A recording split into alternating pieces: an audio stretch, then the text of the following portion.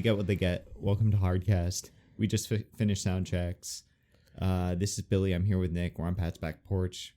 Weeknight meetup for dinner at Pat's house. You're not invited. And here's with Nick. And Nick came prepared with a topic that he wants to talk about. Yeah, I came incredibly prepared for this, guys. So I hope you're ready. Yeah. Nick Mayo on the podcast. Yeah. So welcome everybody to the Hardcast and Pat's back porch. Is it Hardcast or the Hardcast? I don't know. We also got this before. Like, are we Durst crew or the Durst crew? Yeah. And I still don't really know the answer to it because I've used both. I say Hardcast. Okay, so welcome to Hardcast, not the Hardcast. Are we the Durst crew? No, I think we're just Durst crew, but I've said the Durst crew. I don't want to be like the Ohio State University. Right, Remember exactly. That? Yeah, it's a little like pompous. It is a pomp, and, but so are we. Yeah, but I don't know. Like once it's set, if we start changing stuff, yeah, you know what I mean. Brad's gonna start coming in and being like, "Oh, we should have been the Siege Gang commanders or whatever." He wanted his name to be Siege Gang. He wanted to be right. Siege Gang. That was yes. That's like Brad's like, I wish I could revise our name to that. But yeah, it's like, yeah, well, because we could all wear a Siege fit. Right. Yeah. Siege Gang. It sounds awesome. It sounds so hard. Yeah. So anyone listening to this, if you're thinking about starting a crew, please somebody use Siege Gang.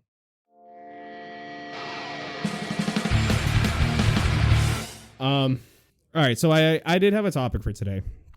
And my topic was about transitioning from a player of Magic the Gathering to an organizer of Magic the Gathering events. Yes. And the my kind of like perspective on the game and views on the game so that other organizers out there, if you're listening and you're getting into it and you're kind of doing it and realizing, wow, this is a lot of work, you don't get burnt out.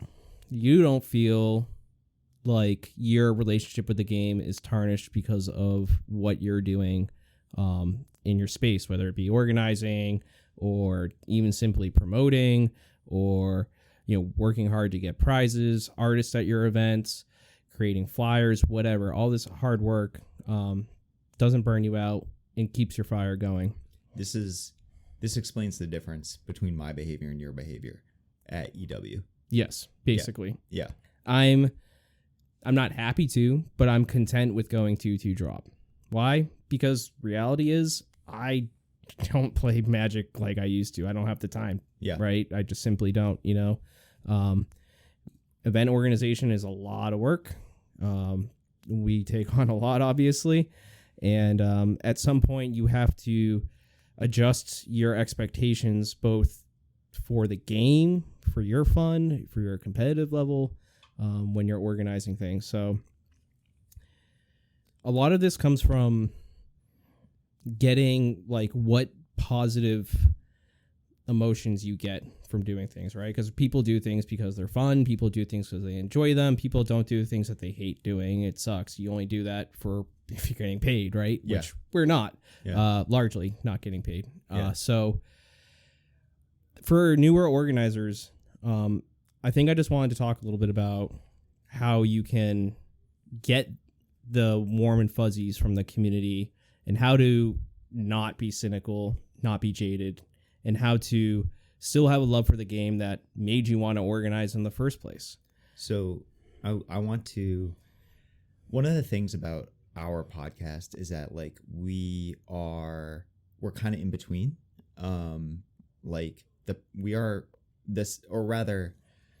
sweet spot that I want to hit is between the Professor and Spike Colony.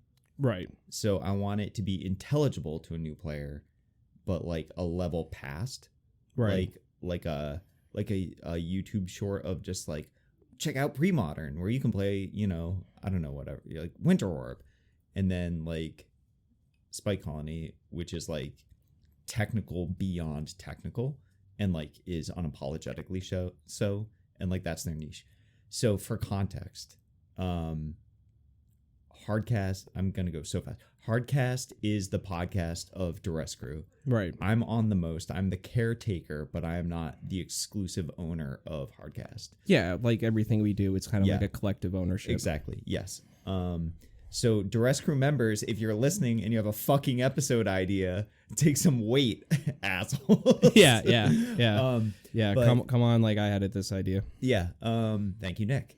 And we used to play like a lot. We would play pre-modern like 4 nights a week. Oh yeah. Like there have been like, what was it, like 2 years ago? We're like, wait, Nick, have we hung out like 8 days in a row or something? Yeah, like that? dude, it was crazy. Yeah, we were playing like it was all we were doing. Yeah. And in like 2024, I was not only hanging out and playing a ton of pre-modern because we were just kind of doing the regionals at the time and minor LobsterCon stuff. I was playing like Moto at home. Yeah. And like I tracked all my matches for part of 2024 and 2023, and I was averaging over 1 match of pre-modern a day. Yeah.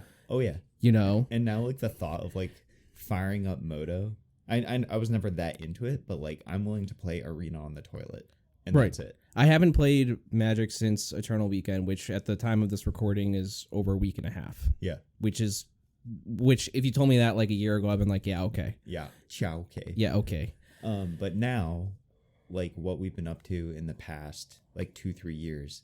Also, the other thing that I miss is being like filthy, like us, like just annihilating every tournament, like rolling up in our fit, and then just being like, boom, like top 8, at least 50% Durst crew every time. Yeah, we were now killing it. Everybody's caught up to us, right? And we're not good anymore. No, we're not. Well, it's hard, right? You know, some folks you when you don't get to grind as much, you don't have to practice as much, you're not going to be as sharp at the game, right? Yeah. And that's just something you have to accept. That Certainly. Yeah. You know, especially for the folks that are married or have girlfriends who are listening, you know that you have an allotment of Magic time per week. Yep.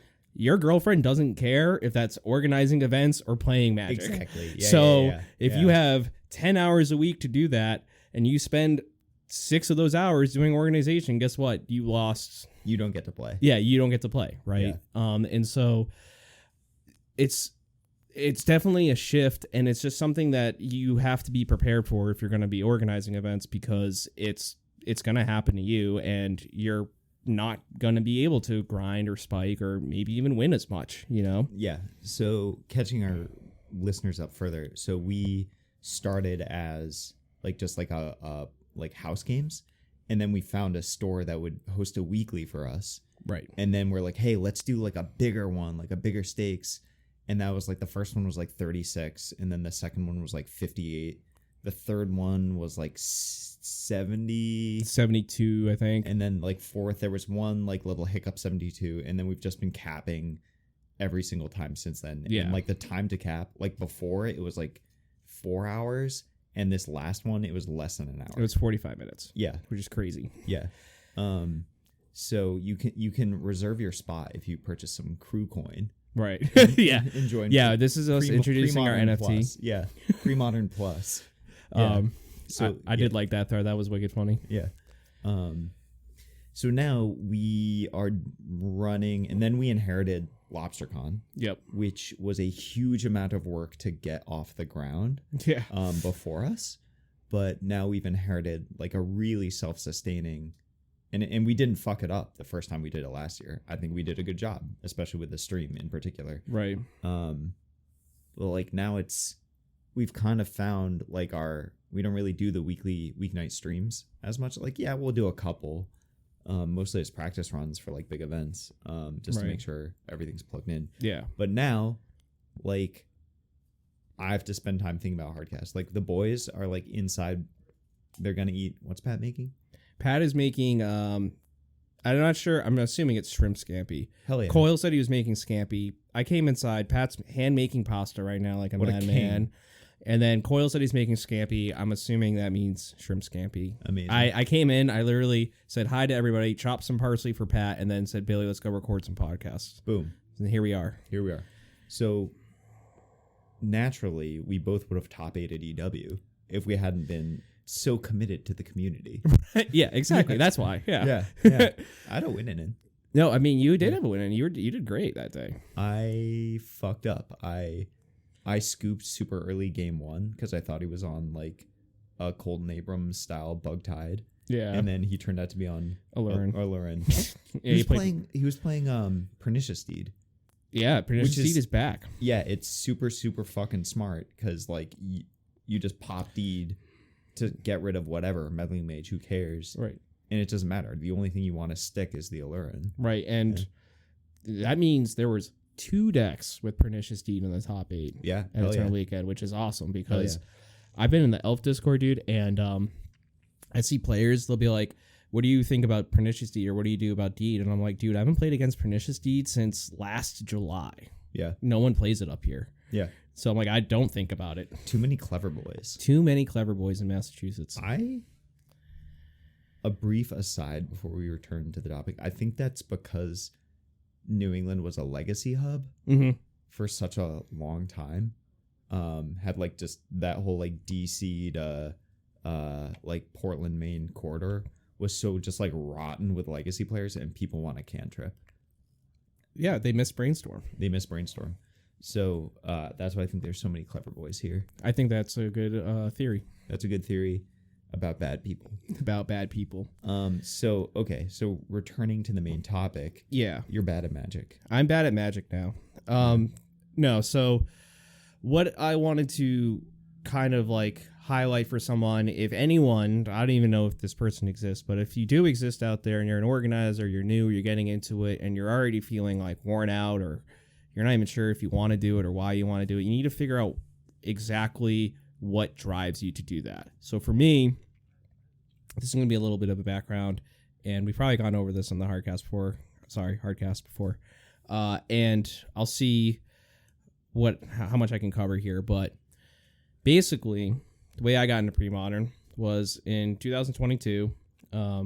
Brad, who had moved to Oregon, was coming back to Massachusetts to play in this thing called LobsterCon. He's playing pre-modern with Anthony Jordan and Pat Sweet. And I wanted to hang out with Brad, and I also wanted to play Magic, and I had played pre-modern very casually before that and had a good time, so I decided to let me go. You played The Rock? I borrowed Dead Guy Ale from Tony.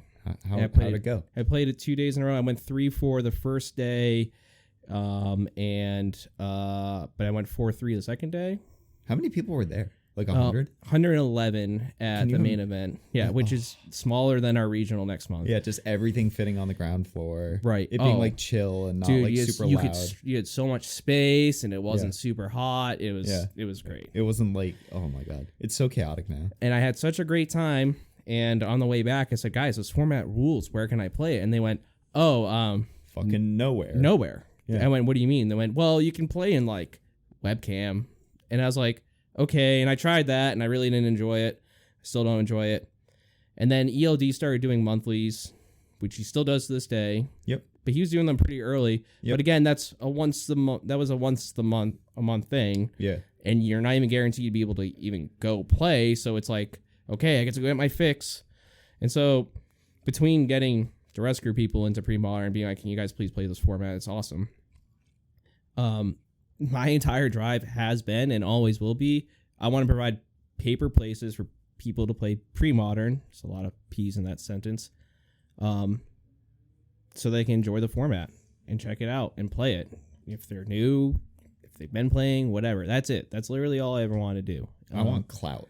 Huh? I want clout. You want clout. That's the only thing I've ever wanted. Brad wants... Let me know when I get there. Brad wants comfort colors t-shirts, you know, and, you know, everyone wants something different, right? Yeah. And so your thing might be, I want clout. Your thing might be, I want to provide something in the community. Your thing might be, I want to raise money for charity. Your thing might even be...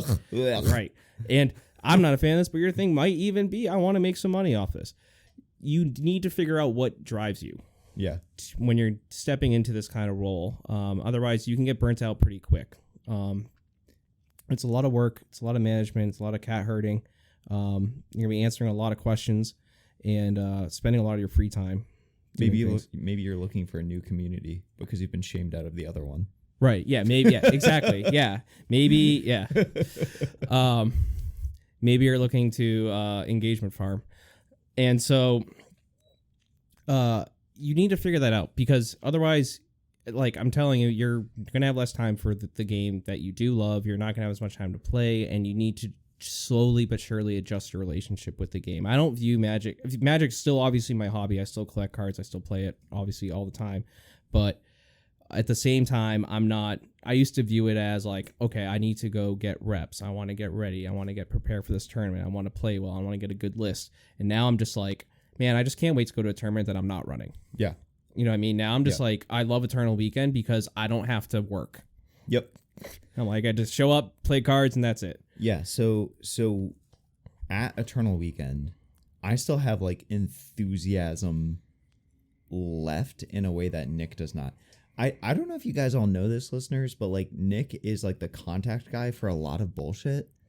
And it's not that you have a bullshit question. It's that the 300th iteration of that question Exactly requires Nick to have a patience budget for him to not interpret it as bullshit. Like, your questions are reasonable, but Durst Crew is not Nick, like the gang. It's like we all have different projects, and Nick happens to have one that is extremely public facing, right, the most public facing, and extremely executive decision heavy. Mm-hmm. In the same way that like I'm going to pick, I am going to pick like, I don't know, like however many next Hardcast episodes, or I'm going to pick like how to run the charity raffle, blah blah blah, at the next Durst Crew event. Nick's projects within the gang are super public facing, and it's just like it's a lot. It's a lot, man. And I mean, it's been good for me as a person. I don't have a ton of patience, so it's been very good exercise for me to develop more patience. And but you know, even at LobsterCon 2025 this past year, there were a couple of my friends who would come up and ask a question or something, and I might have been like swamped, crazy, whatever, and I might have like not necessarily snapped at them, but just been like, just talk to me later. And I messaged them later, being like, look, don't take any of this personally. Right. Oh, so hang on. I have to finish my thought, which I'm sorry. up with. That was my bad. I meandered. So at Eternal Weekend, you were like, I am just here to play Magic cards. Yep. Whereas I was there, like I was trying to like pester people into recording every day. And I was also like hustling people, going like, hey, like, do you want to donate tickets to a charity raffle so I can like bump up the reserves. We have a bunch of sick shit going up. Like, we have more than we can reasonably put up for this next raffle, so we actually have some in reserve for next time, which feels really good. Yeah, it's really nice that we don't have to be like 2 days beforehand, be like, someone donate something, please. Because I've done that before, where I like drove by our local card shop and then just like, all right, cool, like null rod, $70, like because it's not entirely self-sustaining. I do have to put stuff in out of my own collection, like probably a third of the time, but I also like buy something. But most of my store credit and most of my like winnings at any tournament I go to, most of it goes to the charity raffle. Yeah. Like the Altar de Lurin that we had, I won that at Gen X Gaming in New Hampshire. I told him what it was about. He taught Tony up there, wicked cool guy. Mm-hmm. Go play in, was it Fox Run Mall in New Hampshire? Yeah, Fox Run Mall. Gen X Gaming. Yeah, Gen X Gaming. He tossed in a plane shift pack. But right now we have a null rod from Justin Provençal. We have like 2 Exodus packs, a Tempest pack, a signed Mock Simon playmat that says "For the benefit of Worcester County Food Bank." If you hear a noise, that's Pat rolling in, taking care of some his pasta roller. Pots and pans. What else do we have? We have a bunch of stuff from the Granite State Grinders. They put up a signed foil Lavaborn Muse. Bryce gave me an Apocalypse pack. Hell yeah. Chris Roy has a mystery gift. Oh yeah, a mystery pizza box. Mystery from pizza box. Squeeze House of Pizza. Which is, I love that name. Yeah. That's such a funny crew name. The Shop. Yeah, the Shop. Hell yeah. And what else do we have? We have an Allurin from Pat Gosler. Hell yeah. Sean Calvo hit me up offering some things. That guy's so cool. I was going to donate, probably not this time because we have it, but I actually have a Magic the Gathering cookbook at my house. Yeah. And then that Lindsay got me for my birthday last year. And then my brother got it for me for this year for my birthday. So I have an extra one. I want to put that up.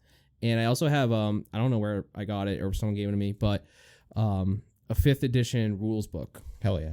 that I like to throw And in. then, what was it? There's one more thing from the Tolarian PTA. Oh yeah, the Invasion Plane Shift Apocalypse Yeah. trilogy paperbacks. Yeah, I think I gotta follow up with them on that. But yeah. So anyways, the community's dope and they're putting up charity stuff. And I was hustling to get like, hey, do you want to toss in tickets? I'll like buy something cool. Ended up getting Exodus packs. Fuck yeah. Yeah. And now like the coffers are stacked for our charity raffles. It's gonna be dope. Worcester County Food Bank is a beneficiary. Come to our regionals. Mm-hmm. I call them seasonals. But come on down and play Magic. This one's sold out, so catch the next one. Anyways, I'm hustling at Eternal Weekend, and you're here to, I'm just here to jam, dude. just jam. I'm just here to play Magic and not have to worry about anything, Yeah. I respect your hustle there a You- lot because you- I don't have that drive. You effectively refused to Yes. record. Yeah, Yeah. I did. Yep. Because that was for me. Yeah. It was your vacation. And well, I mean, also like we had Brett and Yep. Bryce and Rob. Rob. We never have in person. Yeah. Rob, who's obviously had a ton of great feedback. He was awesome on the microphone. He's so cool. He's the man. But yeah, it's not every day you get to talk to them. You can talk to me whenever. It's broader than Rob's biceps? Nothing. His shoulders. You know what's broader than his shoulders? What? His heart. Oh, Yeah. damn, that's true. Yeah. Yeah, he's a good dude. Good dude. I love him. He's a good guy. Yeah. But so getting back to the point, I want to talk about becoming an organizer. This also applies to like content too, right? Like if you're making content too, same thing. Like look out for yourself and also your interest in your relationship with the game. Like that's most important. You don't want to like come to hate Magic because you associate it with work or because you associate it with like things you have to do or content, or you're like, oh, I have to go like do this. No, like if you start getting to that point, you need to like step back and kind of assess like, why am I doing this? Right. I did that recently. Right. Yep. Yeah. You do this. Yeah. I feel like you do this like every 6 months, but I did that over the summer because I was exhausted by LobsterCon. It took like a week for my feet to stop hurting. And I did this the other fucking day because I was like super testy in Wild Spec. yeah, you cut yourself off. Yeah. You're in exile again. Yep. I'm in exile again. Billy of Arabia. Yeah. Yeah. Yeah. I had to leave. I was being testy in there. And I was like, and you got to do that because at the end of the day, you could, it's most important like your mental health, your feelings about the game, why you're doing things. It's all super important, and you need to really look out for yourself. This is somewhat applicable. I had a manager tell me this one time a long time ago, and it's like not enlightening wisdom or anything like that, but he said when I was leaving a job, he said you play for the name on the front of the jersey, but you need to look out for the name on the back of the jersey. what's the name on the back? Oh, your name. Oh, yeah. Your name's more important than whoever you're playing for. Yeah. Right? Yeah. So always do that. Like, don't put anything before yourself. It's just really don't do that, and you're gonna have a healthier relationship with the game. Yeah. Because it's a long haul. Yeah, it's you're in for the long haul. We've been doing this. We had our first event. Our first big event was almost 2 years to the not 2 years to the day, like 2 years ago in December. Yeah. So we're really 2023. That was the first. It was December 16th, 2023. I think was the date. Yeah. Wow. I remember because I came back from EW the week before and I had COVID, so I couldn't go. That's right. Yeah, so I was home the whole time. Yeah, and then let me think. Hardcast has had a year in October. Yeah, about. Yeah. Right, because we talked about discussing we discussed it at LobsterCon 2024. Brad and I were really inebriated. That was one of the funniest conversations ever because Brad was super inebriated, being like, "Dude, let's start a podcast." I was super inebriated, being like, "No, dude, fuck out of it. Fuck out off. I don't want to do a podcast." And you were trying to like be the arbiter, but your voice was lost. I don't know if you remember this. Your voice was like fucked. I don't know why, but your voice was super fucked up. Oh no, because it was after Mike made top 8. Yeah, and we were all being screaming super fucking loud. Right, so you had like lost your voice. So we were like, Brad's like, "Dude, let's start a podcast," and I'm like, "No, I don't want to start a stupid podcast. I don't have time to do that." And you're like, guys, come on, like we can figure this out. That was like the rowdiest I have behaved in like a long time. That was a great time. Was when like Yeah, because Mike made top 8, and then we're like, this is our shot. Like, we're all in our fit. And I was just like pounding the table and screaming. Yeah. And making like the throat cutting gesture at Brian Selden, who I like and is nice. Yeah, like genuinely like Brian. We're like, fuck you, Brian. Fuck you. But also not really, but Yeah. fuck you. Yeah. That was so fun. Yeah, that was a great time. Yeah. Yep. And that was the birth of the Hardcast, ultimately. Yeah. Yeah. But I'm so glad we didn't do weekly on Hardcast. There would not be a season 2. Yeah. And I'm also glad that we didn't do like once a major story or something like that. Like, that's the thing with podcasting, is it's like, I'm a podcast goblin. I gobble them up. Which is, it's very impressive to me. I don't listen to any podcasts except for like receivables and unsleevables, and that's about it. I keep like my queue empty on probably 25 podcasts. Holy shit. Yeah. That's crazy. I'm basically always listening to a podcast. I did start listening to Hard Fork. Yeah. Hard Fork's great. Yeah, it's like not really magic related at all. Yeah. But it's great. Yeah. No, it's cool. I like Hard Fork. I'm into a bunch. A lot of them are magic. A lot of them are PM. I listen to Spike Colony here and there whenever I have time. Yeah, you should listen to Spike Colony. Yeah, Spike Colony's great. Good people. Yeah. There's a few like secret PM podcasts, like not just like Two Cabal Therapists, which is infrequent, or Shared Discovery, which is like monthly. Right. But there's like a couple secret PM ones that like nobody knows about. There's really? This Old Deck, which is mostly old school, but they touch upon PM, and then the Old Mage MTG podcast, which actually nobody listens to. Really? Or who runs that? I don't know. You don't know? It's just these two dudes who like occasionally play PM, but they're like halfway between Tranquil Domain and like us. Yeah. They do some like listicle type. That's like, cool. Yeah, like top 10 green enchantments in PM or whatever. Right. Yeah. There's a lot, you know. Yeah. I love Monster of the Week. Yep. ATC. Yep. They just released their board meeting episode. I've already listened to it. I haven't listened to it, but those episodes are usually really good. They're fun. So this is what I actually was thinking about this. So those board meeting episodes, you can tell like they have a very different goal. Although they make content and they play Magic, this is very topical. They have a very different goal where they like want to have like, hey, we're in our 40s. We used to have this heyday, like being like PTQ grinders. Right, several of them were on the Pro Tour for extended periods of time. Sick. The gang and Team Sped, and what they're trying to do is they're trying to like maintain like a close relationship with the homies, and like be able to like drink beer and watch South Park and like draft, like we all did, you know, forever, for the first 15 years of Magic. And they're trying to maintain that lifestyle with whatever frequency that they can. And those board meetings are them like, okay, like cool, like nobody did well with white. Plains taps for 2 white now. Like just like enjoying Magic on their own terms. Like, I love that. Yeah, they were trying. So cool. They're trying to balance Savannah Lions. So in their board meeting, they voted that if you have actual Savannah, it gets +3/+3. Whoa. Which is like, I mean, and all sorts of shit. Like they made what was it? Fire Slinger, just like Arc Trail. Okay. Yeah, but without like dealing damage to you. So you can just like tap, deal 2 damage, split up however you like. That's kind of sick. Yeah, and they were like messing with like, oh, like we should make one Icy Manipulator art do something different than the other arts that are in the cube because we have multiples in our cube.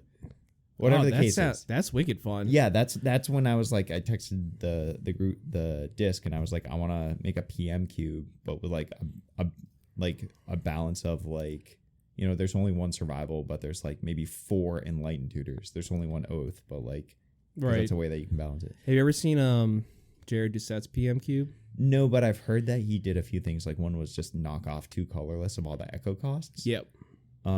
That was like a really cool thing he did. I think that's a great idea because Yeah. Echo fucking sucks. Echo fucking sucks except for under range tournament. That's because you're usually playing it with Cradle. Yeah, yeah. But like, I like the idea of like mythics and like rare. Like one, like I don't want there to be.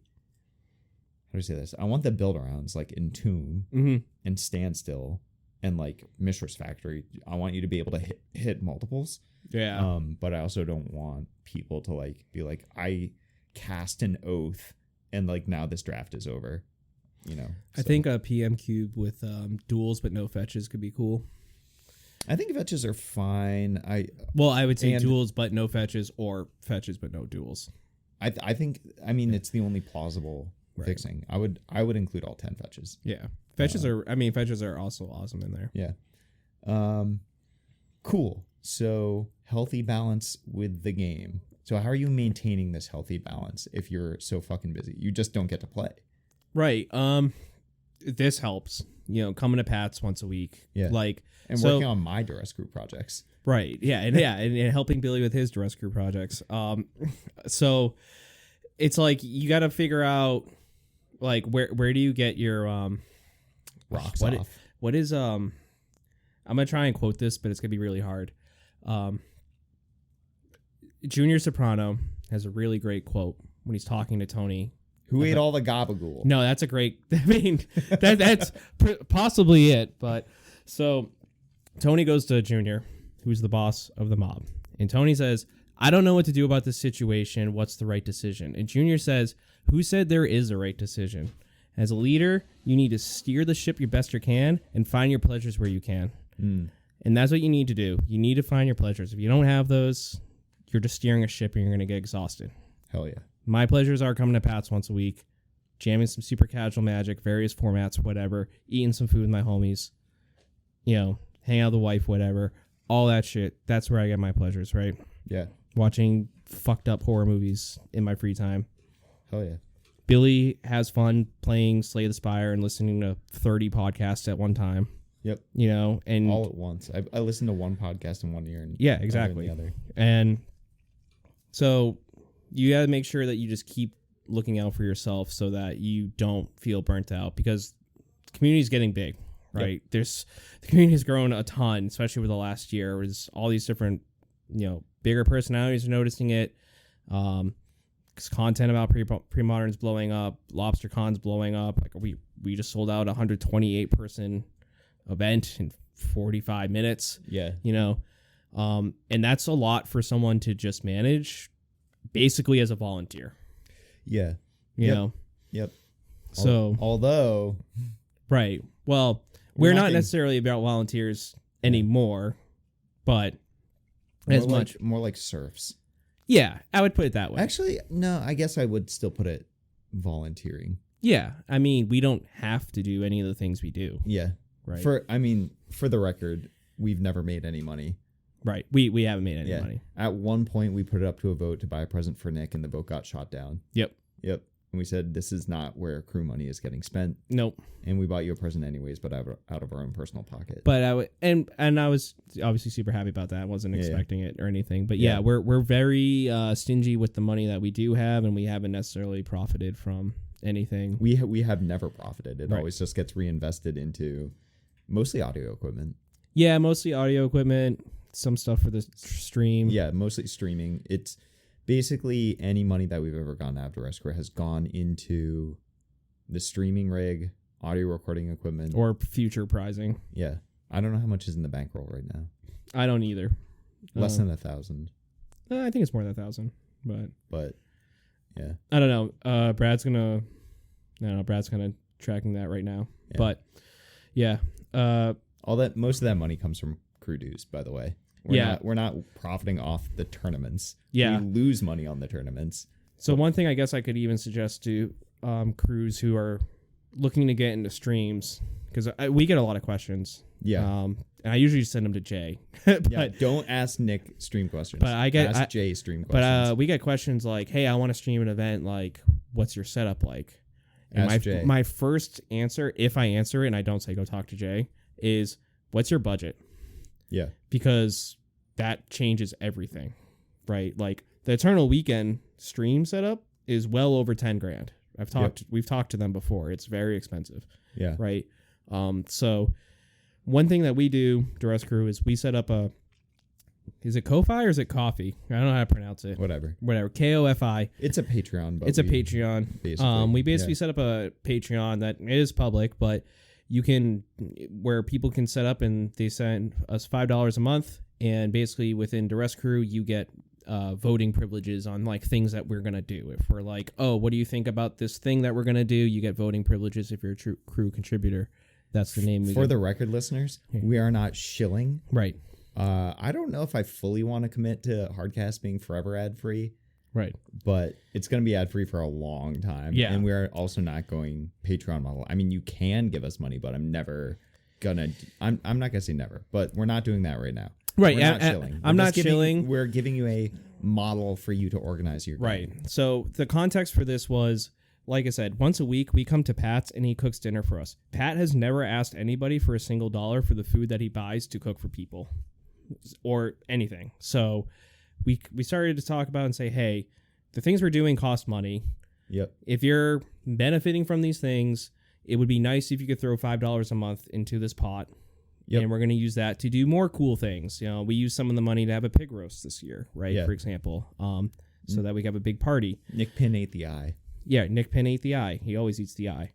And so if you're a newer crew and you're looking to accommodate, like get some extra funds, this is a great option. Like I throw like $20-something a month in. You can throw in extra money, you can throw in less money, whatever. The idea is that you're starting to collect funds that you can reinvest into audio equipment, streaming equipment, whatever you need, because shit's expensive, right? Yeah. Especially cameras. Cameras are very expensive. We're trying to get a second camera. Yeah. Yeah. Working on it. I think we should just get like a little GoPro for like the face cams or whatever, and then we don't need a second camera. Yeah, maybe we'll just spend like the LobsterCon operating budget on renting a second camera and then just leave it. We never no. Yeah, I mean, yeah, we can. I plan on voting no because I'm a crew contributor. Yeah, see, Billy's a contributor, so we would put up a vote and say, hey, do we use the money that we've collected to buy a second camera for streaming? And Billy has the right to say no because he thinks it's a dumb idea. You better vote yes though on the podcast hosting fee.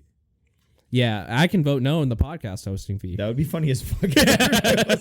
Everybody's like, no, fuck you. Yeah, like, fuck you. You're not getting reimbursed for the podcast hosting fee. Right. Eat shit, fuckface. Your podcast sucks. Jay, I can't wait for this shit to go off the air.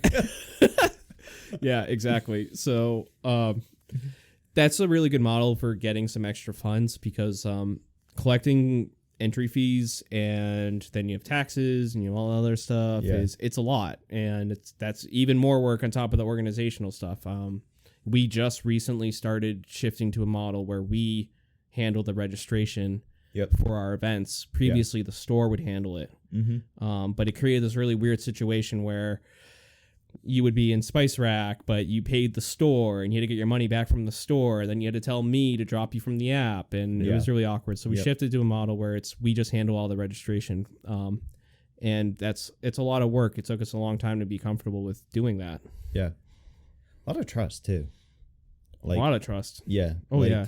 We're doing Spice Rack for LobsterCon, right? Yeah. Well, that's the plan. That is, I hope that happens because it's like, I don't know. It's stressful having to have that much community trust with like that much charity money at one time. Right. Yeah.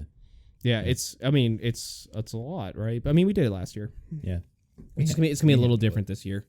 Yeah. A lot more bookkeeping, which I'm doing, but it's going to be a lot. Yeah. I can't wait. Business expenses and Zoho books and donations and all that, but yeah. Cool. Hell yeah. That's how you maintain energy. Yeah, that's how you maintain energy. Sorry if that was like a bit stream of consciousness. I am extremely busy. I think people are just glad to hear from you. Like, I think that like you being as like your role in the gang is so public facing, but it's like you, like most people, unless they sit across from you, most of their interactions with you are like you saying like, no, it's too late to register. No, there's a wait list, sign up for that. And like, just like, or like, hey, or they're watching me shit post and wild speculations. Yeah. Dude, like they're like, who is this guy? What's his deal? I had to leave. It was, I was like being like rude to people that I like. Yeah. It's a me problem. there's definitely like if you can't take the heat, Get out of the kitchen. get out of the kitchen. Yeah. And you said it's too hot in here. I did. I'm sweating. So I'm out of here. I was too sweaty. Yeah. I'm gonna sweat on you. All right. All right, cool. Thanks, listeners. Yeah, let's call it there. Let's press the stop button. All right, Michael. All right. All right. The sound level's looking already. Easy. First try. Welcome to 66.9 The Crew. You're listening to Billy Mills, Kern, and Mike Coyle. What's up, buddy? You're on What's going on? You're on the episode. Here we are. Here we are. Chilling. So you have an interesting. How was Eternal Weekend? A great time. What'd you do? Dude, I did pre-modern, Yep. legacy, EDH. That's it. I was going to do limited, but I didn't really have the energy. I played one Mystery Booster 2 draft. Sick. How did that go? Turn 1, Ignoble Hierarch. Turn 2, Squirrel Nest. It's good. Sounded great. Turn 3, Smokestack. This is Billy. Turn core. 4, Cataclysm. Not even close to fucking enough. Not even close to enough. I actually remember walking by you and seeing all those cards out. And Yeah. Yeah. you didn't win that game? That's crazy. No, I grabbed Squirrel Nest because I knew like the format was fucked up and broken. And I was like, oh, there's probably some like crazy thing I can do, like sacrifice it to like draw cards or something. I don't know. And then I saw Smokestack. I'm like, oh, I'm going to nest stack people. I'm going to stack the nest. I think that's a format where you can do something that's distinctly you. But And then Drew Lemeries passed me of the Grand Estate Grinders, passed me a Cataclysm. And I was like, boom, green, white. hell yeah. Hell yeah. Oh yeah, they like did that was like a side thing that they did. Yeah, it was an on-demand draft. Yeah. Yeah. Cool guys. Yeah. I like them. Always enjoy seeing them. I went out with them one night. On a date? On a date, yeah. Hell yeah. Yeah, dude. it was good like- looking guys. Yes. Congrats. Yeah. Nice people. Like all Sick. them. Yeah. Was glad to hang out. That was that night Yeah. when y'all, I think you were, did you go to Moogie's with the gang? No. That was when you were out like doing punk shit. Yeah, I hung out with the punks. Just gave me kind of a tour of the dive bars. Yeah. Caught up. It was nice. Pittsburgh is like a really Such a cool city. distinct character to it. Yes. It's charming as hell. The city design is like so insane though. Like all these like tiny houses all Yeah. on top of each I other. love it, dude. It's so nuts. And there's like It's like all a these, little sliver of LA on each side and then like Worcester on a river in the middle. it's so nuts. It's almost like the city design, it's just like any little plot of land, Yeah. they just like build a house. It's very interesting. Sick, dude. Yeah. We went to this one bar where this guy was DJing like slapping funk shit. And he Hell had yeah. a drum pad and he was playing along to it, like kind of out of time. Yeah, And yeah. He was drunk. And then he was letting his girl do it too. And she was even more out of time. And just nobody cared, you know? Everybody was still just dancing their ass off and like enjoying it. Hell yeah. Good vibes. Hell yeah. So you played a bunch of Magic. Oh, yeah. So much. What'd you play in PM? You top 16'd. Yeah, I guess.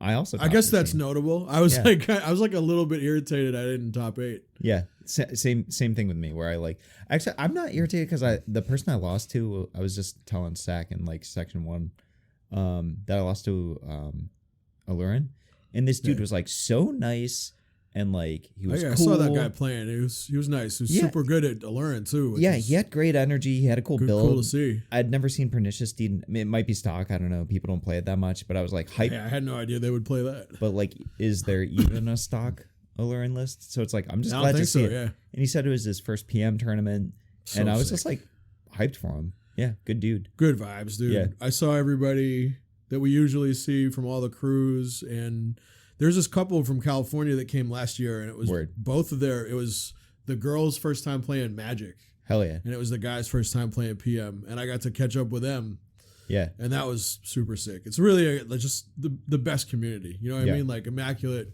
community vibes. immaculate vibes. Pre-modern, yeah. Yeah, yeah. I played my same old shit, but Yeah. with like some really dumb, spicy angles, just to spice it up for me, make it more fun for me. I mean, top 16, it couldn't have been that dumb. So what was spicy about it? It was blue black dreadnought. Yeah, Couple of togs. Yeah, so remember I was like, oh, I hate Tog. Let's cut it. I was like, you know what? Let's just lean more into it. Hell yeah. Let's make the deck more Tog. So I put Wonder in. Okay, how was that? Like, it didn't do anything except for one time where I was swinging with a Tog, and I like pointed out like, hey, it has flying, and it didn't matter at all. I just wanted to prove that I did it. I mean, were you all like hyped to like, I'm gonna attack, and they're like, oh, I'm gonna swords it, and you're like, okay, I'm gonna discard this Wonder to foil. Fuck you. I'm gonna fly over your shit. I'm sure at some point it would be relevant, and so far the most relevant has been it's like in a matchup like Landstill. I just cast it, and it's like, oh, I got a body. Yeah, that matters. Yeah, something like that, you know. Yeah, but Wonder mostly didn't. It feels nice to have a card that pitches the foil that you want to pitch. Yeah, but that's what like Flash of Insight is for. Yeah, totally. Yeah, but that card's for scrubs. I mean, seeing somebody flash and then like seeing how tiny their deck is on the flashback, and like, oh, they're like 8 cards away from a stacked deck. So that brings me to my next point. Brain Freeze main deck. That was my other choice. Okay, how'd that go for you? That also did nothing. I saw Brain Freeze, and then I saw you had 2 Reanimates in your deck. Right, which I've been on for a minute. Did you, honestly, dog, like getting in a counter fight, freeze yourself, reanimate a Tog, kill them? Seems pretty cool. So that's what I was thinking. Is it would just have all different kinds of lines of play with that. Yeah. Did you get that line? Never cast Brain Freeze the whole time. It just never came up. Word. And the Wonder thing just ended up not mattering. Yo, freeze yourself. There's a Wonder. Yeah, freeze yourself. Wonder in the graveyard. Reanimate Tog. Attack, fly over, exile everything, kill him. There you go. Yeah. That sounds wicked cool. That's creative, Mike. It's not. Thanks, man. It was refreshing to have that idea, because originally my idea was, let's just have all of the tech from the other deck plus the rest and reanimate. Yep. And that's pretty cool too, but it feels nicer to like have my own thing going on. Sure. And you can get away with that in pre-modern. Like, look at top 16, you know, and it was like I did what I wanted to do. Yep. You know, I stuck to a basic formula, but I got to get some spice in there. I think that my big thing that I wanted to do that I didn't get to do was I wanted the plan A for the deck to just be take Terravor and make it fly, and then make fun of them for not having a flying Terravor. Yeah, it's all. And I didn't get to do that, but eventually I will, because I haven't changed the build since then. I took Brain Freeze and put it back into the sideboard. Sure. And I put Smother main deck, and that feels really good with Reanimate. Yep. Like, if I can reanimate their Meddling Mage and name swords, it feels awesome. That feels, bye, loser. Yeah. Yeah, so that's so funny. So I reinvigorated my excitement with the deck. And I think the thing I like the best is Gilded Drake that I've added to it. Yep. I had so much fun with that, and it won me, for sure was the winning play in one game where I was playing against that new survival, like, big elf deck. Yeah. And they had a Quirion Dryad out, and I went not... Gilded Drake, your Quirion Dryad, and he said it took him off of the mana for Thornscape. Okay. I was like, sick. And then the next game, he went survival, and I was like, thinking about it for like almost 2 minutes, and I was like, you know what, go ahead. I got this reanimate. I just want to use it. You know what I mean? That was the whole thing. And then he had Croson Tusker and Anger in there. Yep. And I went not reanimate Anger. I thought about that for a minute too. I was like, okay, I have Croson Tusker flying. Yep. I was like, you know what though? I think I want to take him off of like Infinite Soul Rings. Sure. So I did that, and he was like, yeah, again, didn't have the mana to interact after you reanimated Anger. So wow, the build feels good. Reanimate seems very interesting. It's cool. It's got much more utility in the format than a lot of people would think. It's got a lot of utility, and whereas a lot of people will be like, hey, don't play Reanimator because the creatures are bad. Yep. If you just have a value reanimate, it's like, well, I have 6 Dreadnoughts, or I have some number of your creatures too. Sure. Yeah. Which, if it's a Meddling Mage or like an Angel, it feels awesome. Yeah, that's interesting, because it's like the problem with that deck has always, the problem / power of that deck has always been threat density.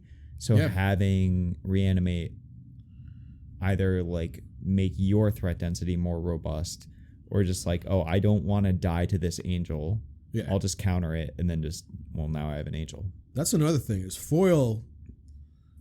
It's always going to feel bad to me because I play Legacy and Vintage. So I'm just like, this feels so bad to do. Yeah. Even if it wins me the game, I'm just like, I can't believe I just did that. It is very all-in. Yeah. You know what I mean? But Yeah, like, yeah.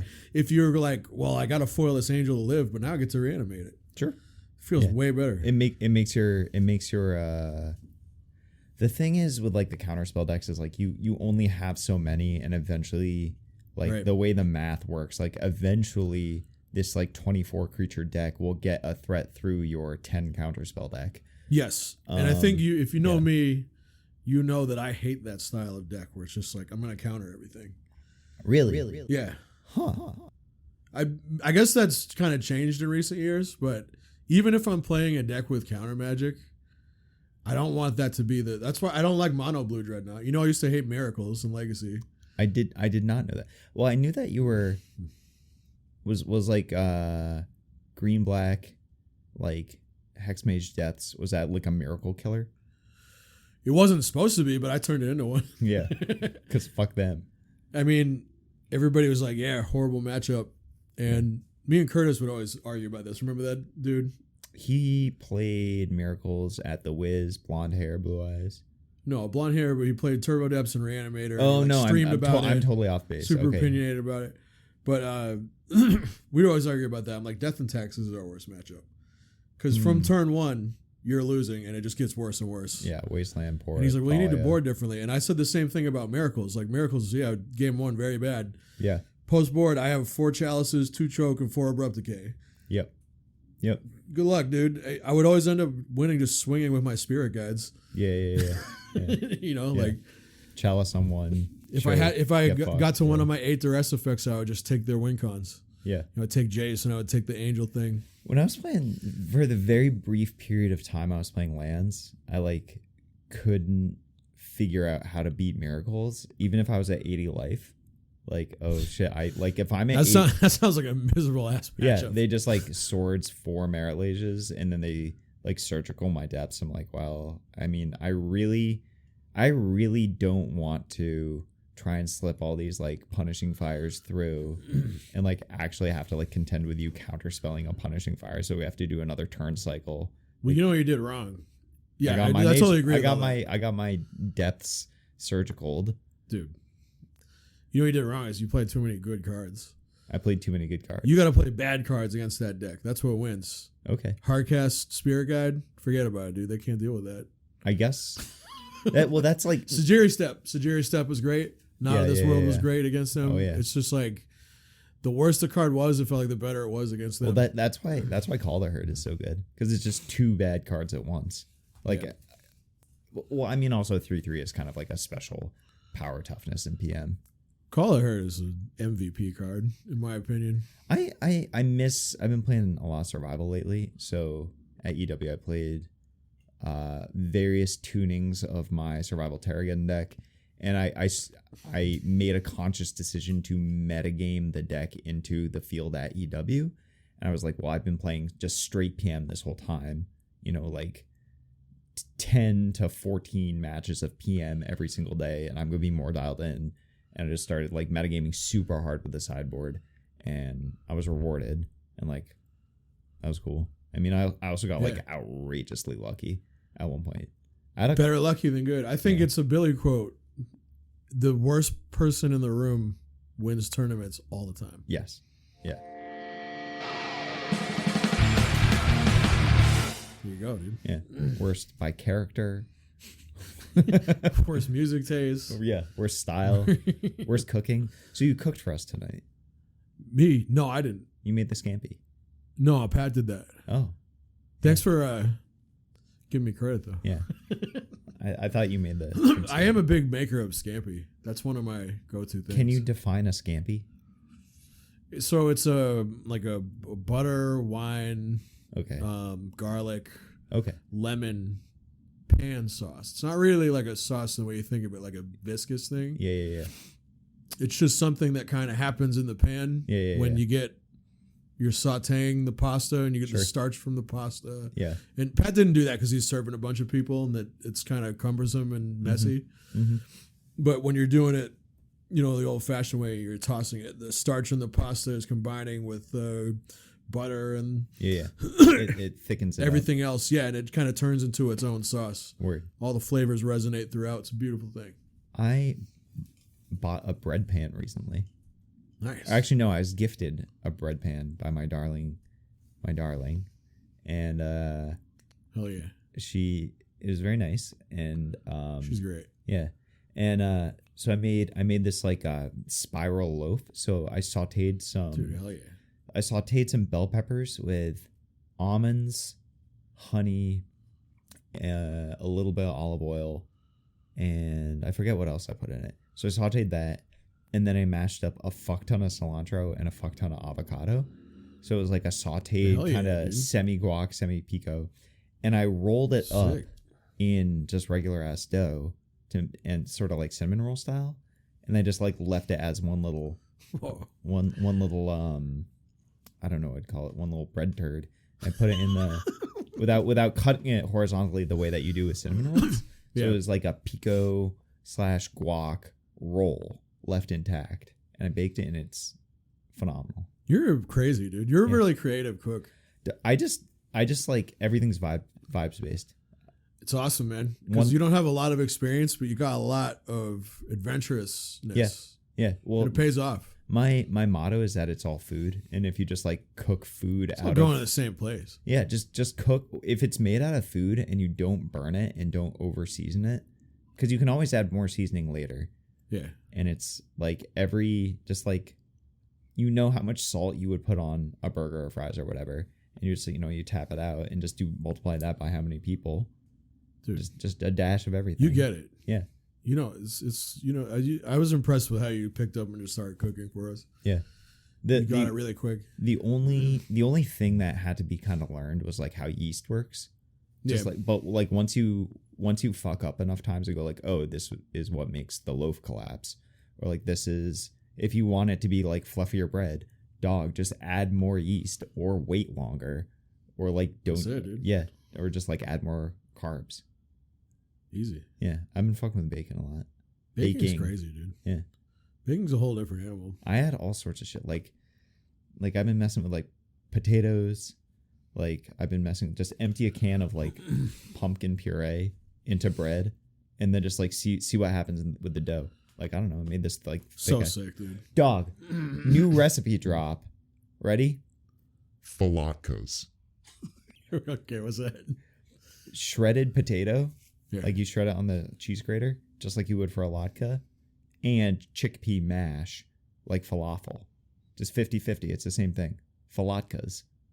Dude. And like the thing with falafel is that it falls apart unless you like absolutely nail the oil temperature. Okay. But because of the potato shreds, it keeps it more coherent, and it like gives it some like pulp, some structure, so it doesn't just fall. So you don't need to measure the oil temperature. You just like let it cook, and that's what's so easy about latkes. So it gives you like the world's easiest falafel to cook is a falatka. So half, just by eyeballing, half potato shreds, half chickpea mash. Season it how you want. And I made another fucking new recipe drop idea. Apple relish. I took just a fuck ton of dill, half an onion, and an apple, and some just a little bit of red wine vinegar, and I made like this like tart, crispy relish to spread on top of it. So like it was like this savory, cumin-y, paprika-y falatka, and then like the crunchy, bright, springy, fresh like apple relish. I don't give a fuck. Sounds man. awesome, man. Yeah, just made it up. Who cares? You're the Picasso of cooking. I am the Picasso of cooking. So you cooked up a deck for EW for PM. Yeah. What'd you cook up for Legacy and Vintage? And you have an EDH story. Yeah. So for Legacy, everybody was telling me you should run breakfast. It's in a super good spot, strong. Speaking of food. Yeah, right? Yeah. And I'm just like, dude, I don't want to play that for 9 rounds or more, It seems hard. Here's the thing with breakfast. The skill differential between being good and being excellent at the deck is huge. So like from not really knowing how to play the deck to getting good at it is like Cavernous. No, like from not being good at all to being good at it is like Pretty easy. normal. Okay. From getting good at it to being like an expert at it is enormous. It seems like there's some like there's just like, oops, I have it, like get fucked or like Sure. whatever. And then once you start adding like crazy ass Nadu triggers, Yeah. and there's all these weird corner cases. You have to know the stack and like setting up trigger bait for people. The seems so hard. I don't think the stack gets too hard. I think what gets hard is knowing when to pivot and how much to pivot into the fair plan. Okay. That, quotes the fair plan. It's still Yeah, pretty yeah. unfair, but Yeah. And then just how to play around the hate. Like, do I care if I run out this Nomad's turn 1? Yep.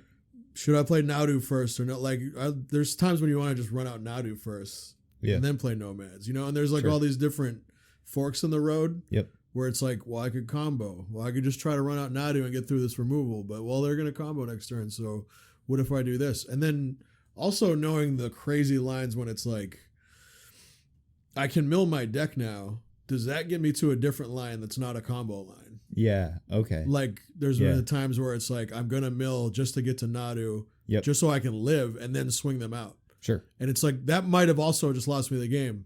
Yep. You know what I mean? There's Yeah. there's so much you can do with the deck. And that's a really cool part about it because you feel like rewarded for putting more time into it. It's Febby.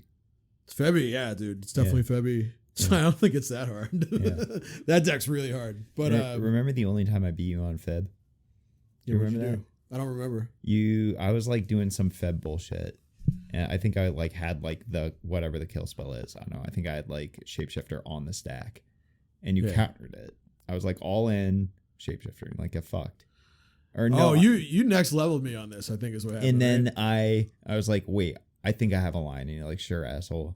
And then I like what did I do? You did something really fair. I think I was just at a low life total and you ended up like No, I Crozen. No, I went all in. You countered, but you didn't have a threat. And then you didn't have any creatures. And then I Crozen Reclamationed Psychotog. Oh, you just hit me with a big tog the next yeah, time. I Crozen Reclamation. I was like, I think I'm 50-50. I had no threat. I was playing not, right? Yeah, and you had no creatures. And I went like, okay, Durst Psychotog or something like that. Yeah. And then I untapped with 0 cards. Untap, upkeep, draw. Drew my last card. I think I like played a Durst. And then I just killed you with a big Psychotog. And you're like, I was like 50-50 unless you played any creature. Yeah. Yeah. Yeah. You got to have a brain the size of yours to play this deck really well. Like, I don't think my approach with Magic is to keep the game as small as possible. That's why I like played Storm. I want one stack to resolve, and that's why I played Red Green Oath for so long. It's like I want to keep it this whole game as like minuscule. I want to keep you in a box so I know all the lines. As soon as it drifts from that box, now you know some lines and you can beat me. I don't want you to know any lines. it's funny because you say it's a small, like a narrow box, but it feels like it's big inside your brain when I get in there. Crawl around in there. Yeah. Yeah. Blow the dust off. It's great. I know the weak points. You know that we got. So, I mean, this version of breakfast, right? This legacy breakfast now, in the past, you mill your deck and you got a therapy or two, Sure. and you just do it, right? Yep. So playing around the grave hate was typically like, I'm going to step through for Oracle Sure. and go on the ground. Yep. Now the line is, I'm going to like Dread Return Nadu or have him out, and then Memory's Journey and draw all the cards with Nadu, and one of those is Cavern. So now I have an uncounterable Oracle, but the steps to get there are like cumbersome and weird. Yeah. That is Febby. It's Febby as fuck. It's cool that you can do it, but it's also like, man, Just like, bro, fuck off. I have like, an okay amount of reps with this deck, but Sure. you don't get a whole lot of legacy reps in general in real life unless you play Moto. If you don't, like, there's that weekly in Boston that I go to, Yeah. but it's such a specific meta. Is that the Pandemonium? Do you play Pandemonium? Yeah, still? play a Yeah, yeah, yeah. Pandemonium, yeah. Is that still popping off for Legacy? It's decent. You know, they get 8 to 12 people every Thursday. Word. It always fires, and there's always 4 rounds usually. Hell yeah. So it's pretty good, but it's like a very specific meta. So what'd you play at EW? If not, So Bird, yeah, the instead bird. of that, I played Blue-Green Omnitel, Yeah. which I don't have a whole lot of reps on, but I feel comfortable enough with it. How'd you do? Not great, man. Not great. No, a little bit worse than last year. And so what happened was I hit all these bad decks. Bad decks. Yeah, But dude. we just learned that that's how you beat good players with bad cards. Bad Right, cards, it's bad coming decks. full circle. That's So exactly what it. sort of bad decks do you run into? Death like and Taxes. that's a bad deck. Well, Yorion and Taxes. So it's That is a bad a deck. 75 card Death and Taxes deck that has all kinds of, when I show and tell, I just lose instead. Yeah. I'm just going to exile your Omniscience, show you some kind of number of cats and dogs that do all kinds of weird things I don't know about. Yeah. Yep. And then Drazi Post. I lost to Drazi Post. Okay. I had to cast Eureka against them, which I knew was going to be rough. That's not. If somebody plays a fucking Urza land in front of you and you play a Eureka, that's not. It's bad. That sounds They showed me. suboptimal. To They me. showed me 2 Disruptor Flutes, and they named Emrakul both of them. Emrakul was the thing I had in my hand. Pass the turn, he casts Ugin, exiles my Omniscience. That's pretty tough. Forget about it, dude. Passing a turn with an Omniscience is. They need to have just been annihilated for 6. Yeah, Yeah. ridiculous. I faced Jund, Nickfit. Okay. You didn't expect to hear that being played, did you? Yeah. I haven't. Jeez. So, Yeah, that's Chaos Defiler. I don't know if you know this card. I don't know, man. It's a newer card. Ugh, Big black-red creature. that's kind of cool. Exiles a permanent when it comes into play. Cool. And when it leaves play. Cool. So I had like the God sequence. Yep. He showed in his Chaos Defiler. I went Cunning Wish, counter your trigger, still get Emrakul, and attracts a cast. With the that cool 4 blue spell. Yeah. That does the most cryptic command. Right. Yeah. Yeah. Cryptic court order. We said Cryptic last time. Court Order. Yeah. I did everything. Yep. I didn't think there was any way I could lose. It would pass the turn, and he goes Therapy you just to get the other Chaos Defiler trigger to exile Emrakul. Yep. And then some way he reanimated it. All and right. got rid of Atraxa. And I was just at a low life total, so then he Pyrogoyphed me. Boom. Bad deck. Like he survived the swing turn too. Like he survived the Emrakul's and Atraxa swing turn. He was Okay. able to block and sack enough shit because he's playing Nickfit. He's playing all kinds of wacky squirrels and shit. Okay. Hell You yeah. know? So once you're in a big tournament and you lose to a bad deck, then you just get paired with more worse decks. Yes. Oh yeah. And Oh, so here I am ready as fuck for the top 4 decks. Yep. Haven't dropped a game against Reanimator or Forge in months with this deck. Yep. Didn't see him. That's rough. Didn't see him, dude. Didn't see Blood Moon. Yeah. I don't care about Blood Moon. That matchup's like a buy for me. Yeah. So Yeah. it's just rough, dude. And I talked to somebody and they're like, hey, you can't just plan for the best matchups. Yeah. You know, it's just not how it works. I was just saying to Nick, it's like the New England Legacy scene was so firm, you know? It was really firm for a while. Yeah. And now you just don't get the reps. Like Pandemonium is a really cool meta too, but it's like there's one Reanimator guy. Yeah. I don't know that there's a Forge guy. And then there's like 2 people on Dreadnought, one person on or 2 people on Breakfast if I'm playing it. Somebody who just plays different fair versions of Nadu. Cool. And then a guy who just like has to play Jeskai Wizards.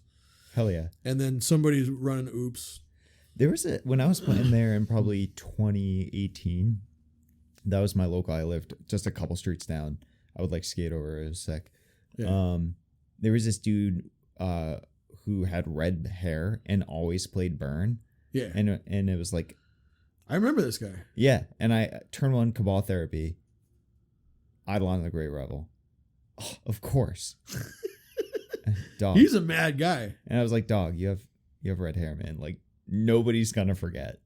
Nobody's gonna forget ever. Just like everybody's always gonna hit. They're either gonna name Fire Blast or Eidolon. And like that's so it. funny. Or Goblin Guide or whatever. Like Dude. sorry. The perils of being a ginger. Yeah. I remember beating that guy with Food Chain, and he did a very indignant scoop up of his cards. He was like, oh. He just kept making just that like noise. talking shit on he's this. like, I'm certain. He Like didn't I'm say certain anything. he's got to be nice. He's got to have. No, we don't know this guy. I would feel slighted too if somebody just like turn one blind therapies me. And this, I mean, like people do that to me. If you ever sit down for me, like actually here, I'll make it more fair. If you ever sit down across the street from me, name, if you're on the play, name Mox Diamond. I'm always playing it. If you're on the draw and I didn't Mox Diamond, name Library. I'm always playing it. If I went turn one Library, then name either Terravor or Armageddon. I'm always playing them. That's it. You're just a glutton for punishment, dude. Just do it. Like yeah. So no, that was to make it more fair. So did you play any vintage? No. No. But I wanted to make another point about Legacy. Okay. Yeah. I lost the things that I think a lot of people would have said you wouldn't even see that deck there. Okay. And two of those decks that I lost to, Drazi Post and Yorion and Taxes, made it to top 16. Yeah. So there were some.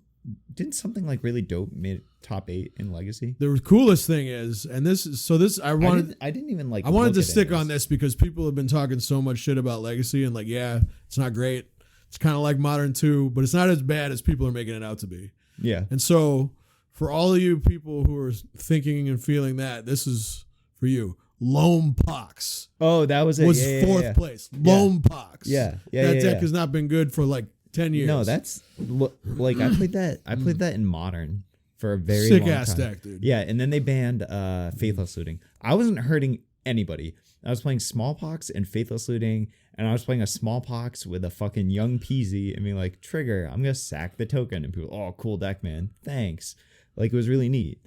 And I was playing the Cycling Lands, and then they went and banned Faithless Looting, and then that was the end of me playing Modern.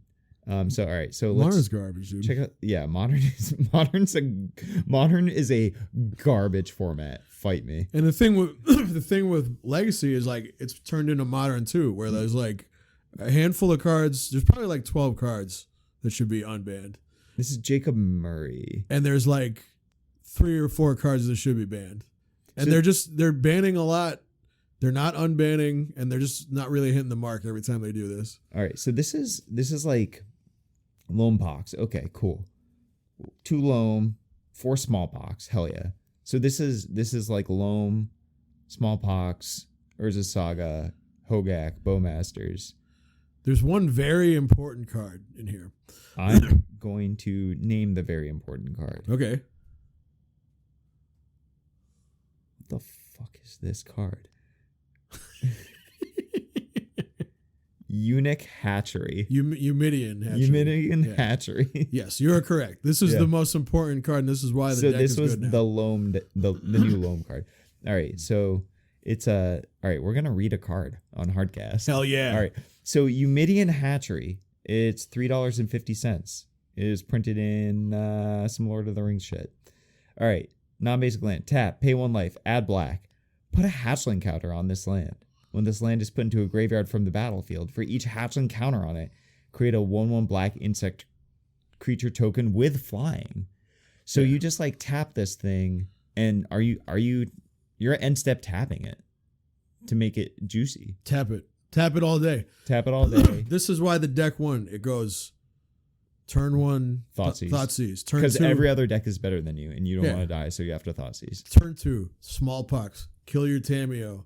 Kill your Underground Sea. 2/1 snakes. Discard a card. Lose a life. I have 3 flyers. 3 flyers. That's why this deck does it's 2 flyers, right? Oh, it's non-legendary. Pretty sick. Huh? So you can just stack them up. Stack up the insects. Dude. Boom. Crazy insects. Yeah. And it's got some like kind of smallpoxy things. Like or not smallpoxy, but like kind of loamy things like Witherbloom Command. I think that card's cool. And it's got Grist, which makes more insects, so it's like insect tribal. Yeah, Malevolent Rumble. Malevolent Rumble's a good. That's like cool. It's kind of like an updated mulch. Mulch, yeah. Yeah. Put a permanent card. I've like heard of these cards, but they seem cool. Like Malevolent Rumble, like gets you a saga. That's cool. It's sick, man. So if you're looking No. at the top 8, like, yeah, the problem is there. Yeah. Like, there's 3 copies of Forge and 3 copies of Reanimator. So apart from a pair of Bayous, this deck, and a set of Mox Diamonds. Okay, Yeah. never mind. Yo, I should play this deck. Dude, yes. I have Sick to get ass sagas. deck. I have to get sagas though. Let me Borrow see. my sagas. Yeah, they're 45. Those are. I got the Catacombs Wasteland. I have Baseju. We're duress recruited. We'll steal the sagas. Don't worry about it. Yeah, we'll steal them. Easy. Hell yeah, dude. Barrel Goyf. Stoked to hear I've piqued your interest. Yeah. But if you look deeper into the whole top 32, there's some diversity. Yeah. This looks cool. I think like 10th place, there's just Painter. Fair Bug. Painter. It's just Uro, Yeah. Witherbloom Commands, just, of course, Storm. Tameo. Storm top 64s. There you go. Storm's in there. Bunch of Forge. Bunch of Nadu. Bunch of Reanimator. Yeah. All right. I mean, it's not. It's like just. It's still kind of, it has. Yeah, it's still Forge Nadu Reanimator, which is like what Legacy is now. Yeah. Yeah. Yeah. And like Nadu's great, but it never is like in first place. Yeah. Sometimes, but like it's rarely. Yeah. I think actually a tournament weekend in Europe, it came in first. Sure. And it was one of the fairer builds too, which was impressive. But so yeah, that was Legacy. Vintage, I did not play. I don't have power, and the times I've tried playing without power just doesn't feel good. Unpowered made a top 8. Right. Yeah, that's We so got to talk sick. about this. Unpowered mono black scam was first place. I thought that was really interesting. Amazing. Who is it? Boschnell had a really good take on this, where it's like, yes, of course, mono white initiative Stompy plays much better with a Pearl and a Lotus. Like, of course it does. But Right. if you just build your deck from the get go to be Without caring. not even without caring, but like knowing that like Dark Ritual pitches to grief, Mox Jet does not. And Yeah. like understanding that Dark Ritual is going to be advantageous. Right. You build your deck the way you don't build it like, well, I have to replace the Exactly. Yeah. the power. You just make this deck really good in the context of being a vintage Yeah. version of your deck. Let me see here. We got Hate Bears one, like whatever that means. Oh, Okay. it's initiative. Yeah. Yeah, it's initiative. Okay, I don't Mono care. white initiative. Dredge, that's Sick. cool.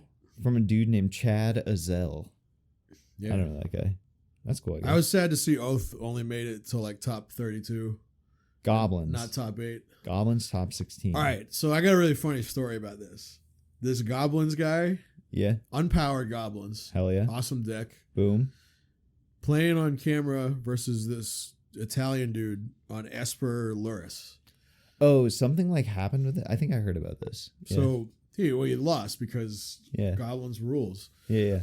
and he just flipped out. He Hell was yeah. like, "Fuck, shit, bullshit! I fly all the way from Italy to lose to fucking Goblins." Hell yeah. What a king. Yeah, he was just losing his mind. It was so sick. Yeah. He got snooped.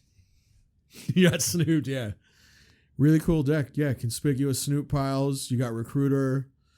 You can power your shit out with Chrome Mox. You got Thorn. Okay. So this is like. So you're trying to Simeon Spirit Guide and Chrome Mox out a Snoop or a Lackey. No Strip Mine. That's kind of interesting. I think this deck's not playing tempo, right? It's Yeah. like Recruiter. I think you can justify Strip Mine in any vintage deck, but Kiki Jiki's a goblin. So what do you do with Goblin Recruiter? Because you get to play it in vintage. Oh, you stack a Muxus pile is what you do. it's like a Muxus with Kiki Jiki and It's Muxus with Lackey. It's that you go turn 1 Lackey. Lackey Muxus. And then turn 1 Lackey. Snoop Kiki Jiki. Yeah. It's Yeah. all Turn 1 Lackey, turn 2 Recruiter, stack, and then they go, oh shit, if that Lackey hits me, I just saw him stack the filthiest Muxus pile. Word. Now, some people might be thinking, how is this deck good enough for vintage? And I think there's really important 5 cards in here. 4 Mind Break Trap, Yep. and one Chalice. mental misstep, and one chalice too. Yeah. So those are really crucial, and like you would never want to play 4 Mind Break Trap in another format, but in here it's just like you might as well be playing 4 Pact to Negation. Yeah. Because that's just how Vintage plays. This is sick because it's like I have no ability to turn 1 kill you, but I'm going to turn 3 kill you with a counter spell every single fucking time. I get 1 counter spell and I'm going to kill you on turn 3. Hell yeah. Super sick. Love to see it. If I had played Vintage, I was going to play Oath just because it's the deck I'm most experienced with and comfortable with. You know how much this deck costs? How much? $1,200. $1,200 for this fucking cheap deck. Vintage deck, dude. Pat's Hell building yeah. it. This is great. He's gonna start running it. This I don't know shit about I don't know shit about Vintage, but this Goblins list looks cool. Vintage is really sick right now, and it's in a super good place. Like it's tough to. It feels like the financial barrier is tough, but every Vintage tournament, except for Eternal Weekend, allows 15 proxies. The Dredge deck. Okay, so let me think. Mono black aggro, $1,000. It's mostly There's nothing that expensive in here. Yeah. Wow. And I think like the community for it's pretty good. It's small, but it's good. Wow. It's always fun when I go out for it. What's up with Still Moon Cavalier? What does that I have do? no idea what that is. It's like one of the Pump Nights, but it's pro black, pro white. It's like a Morningtide rare. Being pro white is good enough. Yeah. And then okay, Dredge. Yeah, that's just Dredge. It's a format where white is really good. Yeah, this is you don't see that too much. So this is the Dredge deck is just like Dredge with like Force of Wills. It's kind of more just a value deck. It's like creeping chill, and it's almost like a weird mid-range deck. Only one Luris in the top 8. It's kind of crazy. Yeah. Cool. Well, good for the Vintage homies. Yeah, dude. How was EDH for you? Did you run some tables? No, I did bad. Why? I don't play a whole lot of EDH. But like you had been, I see you playing EDH all the time with like good players too. I don't play EDH very much. Really? I think I played it like I think I can count on one hand the number of times I played it before Eternal Weekend this year. Okay, word. Yeah, but I realized like I'm just not that good at EDH. Like I will destroy our friend group. I'll destroy any casual table. Yeah. Every time I go into like a random like, oh, we're having an EDH night. Everybody hates me. I won in a couple turns. They're like, get the fuck out of here. This sucks. We don't like you. So I'm in a weird place where like I'm not super competitive and I like high powered shit, but I don't really understand the strategy of EDH, and I'm starting to now. Yeah. And these people are telling me shit like, oh, if you don't know who to attack, just attack the guy to the right. So you can force his hand, and then the interaction chain goes like this. And I'm just like, all right, this is all new to me. That's like a structural thing, kind of like how Magic's like, you want to tap all your mana. Or like given a choice between like a 5-mana spell or a 3 and a 2, do the 3 and a 2. And like I'm playing constructed mostly. So my gut reaction to things is like, oh, this Mystic Remora is going to draw like 30 cards. I better counter it. Yeah. And then everybody's like, dude, that person's going to win. You got to let him draw cards to get the interaction for him. And I'm like, yeah, but he's trying to convince me of this so that he can stick his Mystic Remora. Yeah. It's like, who do I want to believe, you know? Yeah. So it's kind of hard to size some of these things up and really, because I didn't think I was going to take it that seriously. I'm like, I'm going to go here and just jam and have a good time. Yeah, maybe win one. Like, and that's what I did. I resolved Necro Dominance 7 times. Every time I drew 35 cards and lost. Really? Yeah. You got to be pretty bad if you draw 35 cards and lose. Yeah, well, Necro Dominance turns off several of my combo lines, I realized, because it doesn't do the same thing Necropotence does. Interesting. With Necropotence, your cards hit the graveyard first. Yeah. And there is maximum number of ways for you to that allow you to have a instant, like you can cast everything at instant speed. Okay, word. So in most of these decks, you can go Necro, draw my deck, Born Upon the Wind, Yeah. or Emergence Zone. I can cast everything at instant speed now. So I move to discard, Yep. pitch my Oracle, Necro Trigger on the stack, reanimate it, and then Consultation. Yeah. Or do an entire Breach Yep.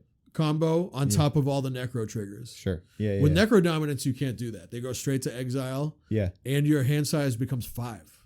Okay. So what happened almost every time was I got a win. Yep. I didn't have quite enough mana for it. I had to pass. I wasn't able to have a win with interaction held up. So if somebody just had a piece or two of interaction on the next turn, Sure. couldn't get through. Yeah. Died shortly after because I went down so low.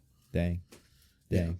So But you played some like after hours EDH, didn't you? yeah, and that went better. Yeah. But here's the cool thing about the EDH at Eternal Weekend is everybody was like, okay, I didn't play in that main big one because it happened at the same time as the Legacy. Yeah. But everybody who was playing all these side events was like, hey, we're playing a high variance format. Let's just split all the tickets. So I got a shit ton of tickets and I got an Imperial Seal. That's cool. Like a P3K one? No, it's a newer one. Okay. But those are still worth $150. So that's all right. Yeah. I made more than my value back in what I spent on those events. So I was stoked. Hell yeah. And I had fun. Cool. Even though I didn't do well, I had super fun and everybody I met was cool. Yeah. Here's the thing with EDH is like people think like, oh, CEDH people must be like the worst. But that's casual EDH players. Right. Casual saying EDH that. players are the cringiest people. Okay. So it's like, from like a legacy player, that's really okay. This is you already get it. I didn't even need to explain it. You understand already. Yeah, because EDH is like chill as fuck and also soft as fuck. Yeah. So it's like as soon as somebody like has a drop of sweat, you're like, Nah, don't get it on my cards. but as compared to like legacy players, a CDH player is like still like rather chill. Yeah, for the most part. I mean, there's some big weird drama that happens. I'm sure we heard about some of it, like the 11-hour judge call and like people just lying. There's been like reports of people lying as a strategy at tournaments, and it's kind of hard with this format. It doesn't have What was like that? Yeah, there was some specific protocols for dealing with all this shit or like have it super hashed out. So it's kind of weird, but it's an interesting format because so much shit happens at once. And this is, as a person with like an addictive personality, I'm like, oh, big serotonin. Like there's so many things happening. I feels like I'm doing mushrooms. You know what I mean? I cannot stand even like I cannot stand EDH. It is way too much. Like it's a lot, dude. I liked French Duel. I like Canadian Highlander. That was cool. Yeah, that was cool. Like, fun fact, listeners, Durst started out as like an EDH sort of like bar league kind of thing. Yeah, it was during COVID. Yeah, and I started playing with you guys, and I was running table on everybody, and then everybody just arms raced, beefed up their decks, and then I invested more, and then I started. That's how I started getting like semi-competitive with it. But it went from just an EDH, like whatever, like bar bullshit EDH, to like French Duel. Yeah, French Duel is that was cool. Format. French Duel is like I think of Canadian Highlander as C French Duel. French Duel is like pretty cool. My first deck was a good comparison. Yeah, my first deck was Clothis.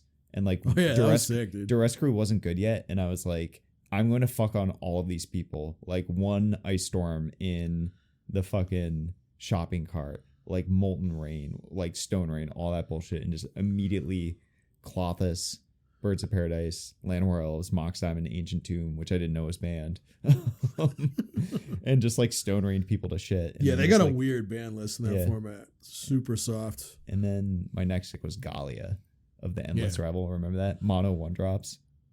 1-drop travel. Sick. Do you remember that deck? I do, yeah, dude. Yeah. It's discard a card at rounder. It doesn't matter. It doesn't matter. All your cards are the same. Didn't even need a Ragavan. During COVID, I had like the time of my life. I don't think many people can say that. Like I had just moved to Worcester. I knew a handful of people. One of those people worked at Ralph's. He brought me there after hours. Yeah. And it was a wrap after that. Like every night, close the bar early. Everybody's hanging out till 5 a.m. Yeah. Doing karaoke, stage diving, playing pool, and a lot of those days playing Magic. Yep. Where I took over the upstairs and I started doing sound there. Yeah. That's where I learned how to do sounds. Yep. And then play whatever music we want, do the feature match on the stage with the spotlight. Yeah. And do Dual Commander with brackets. Yep. and prizes sometimes too. Yeah. We used to play for cash. That was kind of the honing in of like us starting to play competitively. That was, yeah.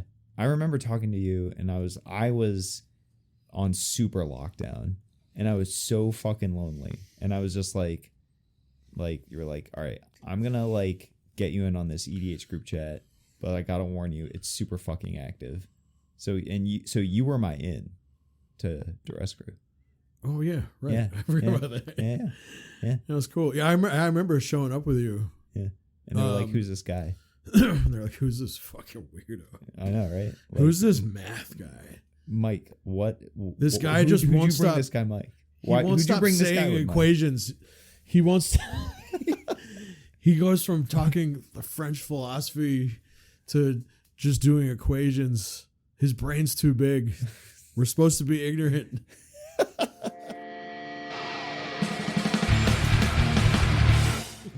Hey, speaking of ignorant, you're in a new band. Oh yes, It's super ignorant. hell yeah. It's called Prayer Position. Prayer Position. Check it out on Spotify. Yeah. Check us out on the road. Yeah. Playing the Middle East in Cambridge, Thursday the 30th. Hell yeah. Are you With gonna Zorn. Are you gonna wear Great a costume? So, I talked to them about this the other day, Word. and my girl did not know me the year I did the Fred Durst thing. Yes, dead Durst. So I look, for anybody who doesn't know, I look exactly like Fred Durst, and you don't really realize it until I put a backwards hat on, And the goatee. and the goatee really does it too. Yeah. So she wasn't around. She wasn't at the Halloween party that year where I did that, and she heard so much about it. Everybody raved about it. She really wants me to do it this year, and I was like, well, I can't just do the same costume. Just your Again. I mean, it's Mike Coyle, Fred Durst-Ween. Just every year, Fred Durst. it's kind of a cop out, But you know what I can do is like at some point in the night, ditch my other costume and just jump into it and do a little like outfit change. little toast to the past. I've done an outfit change at a party. It was sick. So I was thinking like, yeah, it's great. I've never done that before. It's a cool idea. It's a hard flex on your opponents. Hard flex, dude. So I talked to the band. I was like, do you guys want me to do Fred Durst on stage? It'd be funny. And they're like, no. No way. No, we do not want that. Or no, like, fuck yeah. Like, no, we're not doing it. They're too pure for that. They're too ignorant. Metal purists. They're too ignorant. They've never heard of Too ignorant. They don't even know who it is. Like, what do you mean? Yeah. So I was like, all right, well, I'll just throw it on after that. They want to do just like a pretty traditional, like we're doing corpse makeup. Sure. Black metal. Yeah. Yeah. And so I'm it's thinking, fake blood. Who cares? Yeah. this will be really cool transition to afterwards being black metal Fred Durst, which is a combination. I don't think anybody's ever considered that combination. And I've already got some lines. I got some lines. This year I'm black metal Fred Durst. Next year I'll be Fred Durst as like a kitty cat outfit. Like the year after that I'll be cop Fred Durst. Yeah, there's infinite combinations of Fred. So I'm going infinite on Fred Durst, but yeah, black metal Fred Durst. Oh my god. It's a blaze in the northern sky, y'all. You seen Tony's new band? So Tony, LobsterCon top 8. Tony Bones. You've heard his band, right? 508. Oh yeah, I heard him talking about it. Dog, it's pretty hard. It's dumb. It is so good. I think I just heard him punch the kitchen. Yeah. Actually. Yeah. Proving himself over there. Yeah, he's in a new band with Chanel from Wisdom and More. Oh, sick, yeah. Yeah, and it just like goes super fucking hard, and it's like super Latino. And Chanel like, jumped on stage with Fred Durst. You know about this? No. She challenged him to like a battle online or something on really. Yeah. All right, so hang on. On like Instagram. All right, so this is like some like New England punk lore. Chanel is this lady who's just like actually hard as fuck. She's been in the scene forever. I don't know her personally, but I've seen her around. She was my first punk show I ever went to when I was like 15. she was there, and I still see her around. So she's like, and like everybody like gave her Super mad tough up. Latina lesbian hardcore chick. Yeah, Cool chick. yeah. And she just challenged Fred Durst online, and then when they played, he invited her on stage to just like sing break stuff. Hell yeah, Super sick. sick. Yeah. That's cool. You know what's funny is like I've done this outfit and I've done the karaoke just to go with the outfit. People are like, "Man, you must be like the biggest Limp Bizkit fan." I'm like, nah, dude, that shit sucks. Band is bad. They're having a big comeback now, and you know what? It's funny. It's definitely entertaining. Sure. It falls into the same category as ICP for me, right? Yeah. So like, Yeah. it's bad music, but it is entertaining. It's entertainment. Sure. It's highly entertaining. It's really funny. I have a lot of respect for ICP, for their integrity. Like they made their own label. Dude, yeah. They've like always stayed themselves. I do like that they're all about their fans. They're all about their fans in a way that few bands are. Like there's a real family thing going on with the Juggalos. It's I think they appreciate, it's something really unique because they like consider themselves and they consider their fans as like as part of this like co-creators of a social environment, as opposed to like the rock star thing of just like cool guying everybody. And I have this respect for it. I mean, that's valid. To be clear, their lyrics are like actually repulsive and like open. They say some problematic shit too. But they try to take like the Eminem kind of position on it. It's like, well, dude, it's not serious. Yeah. You can't expect everybody to not like, know that, especially kids, you know. Like they just like look at you dead in the eye, like, dog, I'm wearing fucking clown makeup. Yeah, which is a fair point too. Sure. Yeah. And I do think people should be able to say whatever they want, but like it is kayfabe. There is some things they say that even bother me. Sure. And that's tough because you know I'm pretty un-PC. Yeah. Like that game show song. Yeah. Yeah. Totally. You know, you're going to get a kick out of this. So in health class in high school, the teacher showed us a video and the setup was like they're talking about youth culture and how it's been co-opted by corporate interests. And I'm just yeah. This was not that kind of guy who was showing this video. Yeah. I was just like, this is weird. And and I was like so sure the setup was going to be like, here's the alternative, punk rock, hardcore. Yeah. And it was like, here's the alternative, being a juggalo. Really? And I was like, what? Interesting. And so he made us watch this video about being a juggalo and presented that as a crazy alternative path. Now that I'm like assessing this, I think that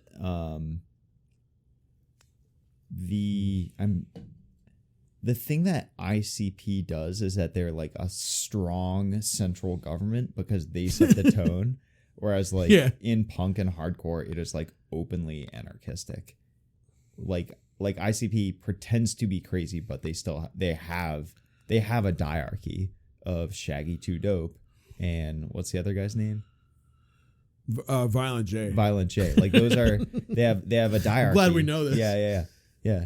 That's true. I think I'd argue though that with hardcore, if it's with a capital H, that's not quite so anarchistic. It's a lot more organized. Depending, you know what I mean? I'm glad that I don't. I'm glad that I don't from personal experience. Yeah, good. Yeah, you don't want to know about it. Yeah. It sucks. And that's the episode. Maybe cut that part. No, we can leave it in, but we're gonna close the topic. All right, so this has been Hardcast. I got Mike on here. Yeah, a good old shoot the shit. Hardcast with a capital H. Yeah, for real. Stay real, stay dope, stay Shaggy 2 Dope. Happy Halloween. Eternal Weekend was great, and good night, y'all. Good night. Yeah.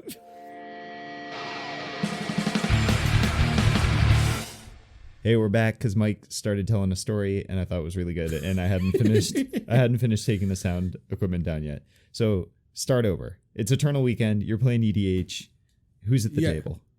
So we're doing after hours EDH. Okay, word. This was just on a whim. We were all going to go back to the house and do whatever. Word. and then it was Sam Black and Andy Levine and someone else, I don't know, and they were like, "Anybody play EDH?"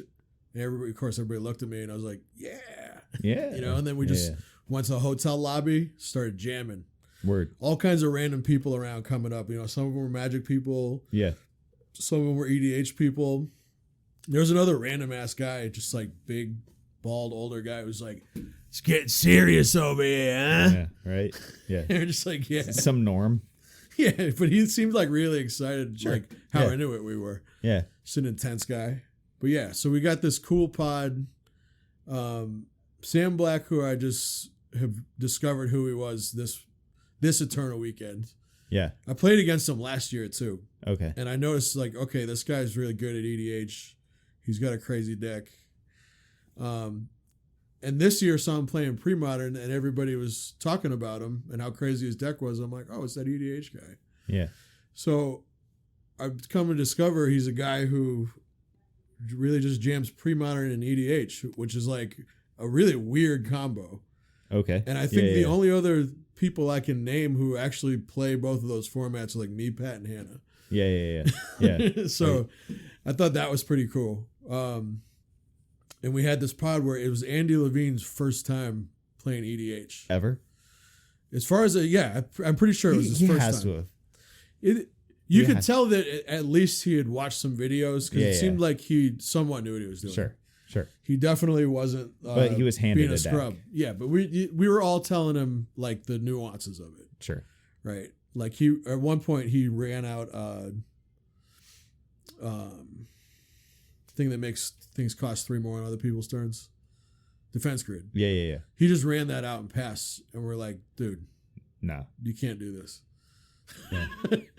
He did it, and it actually, I think it ended up working out for him. But yeah, and he was just like, why? You know, I mean, it was pretty cool to just like explain all the like nuances of it, and especially hear Sam talk about it because Sam's like a format expert. It seems like, especially in like also knowing that like knowing Andy Levine like as sophisticated a player as he is. Yeah. And like, let me tell you some second level shit on day one, and knowing that he'll get it. Yeah. Right. Yeah. So we're having a pretty cool game, and it seemed like Sam wasn't in a great place with where the whole board state was. Yeah. But then he crop rotates, and I don't know a whole lot about his deck, but I know that it totally revolves around Cradle. And I know there's like a bunch of sick ways to make infinite mana with Cradle and EDH. Sure. And even before you do that, there's plenty of ways to just make a really decent amount. Yeah. And then a ridiculous amount, and then into a degenerate amount. And it all just kind of Scales.